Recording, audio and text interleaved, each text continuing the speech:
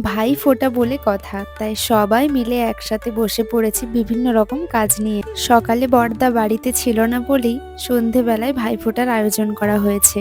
আজ সন্ধেবেলা কিছু আত্মীয় আসতে পারবে না বলে তাই ভাইফোঁটার মেন খাওয়া দাওয়াটা কাল হবে। আজ শুধু লুচি, চাউমিন, স্যান্ডউইচ, কাটলেট এসবই হচ্ছে। রান্না বান্নার মাঝেই আমাদের সবার জন্য চলে এলো চকলেট পপকর্ন। খেতে কিন্তু বেশ সুস্বাদু ছিল।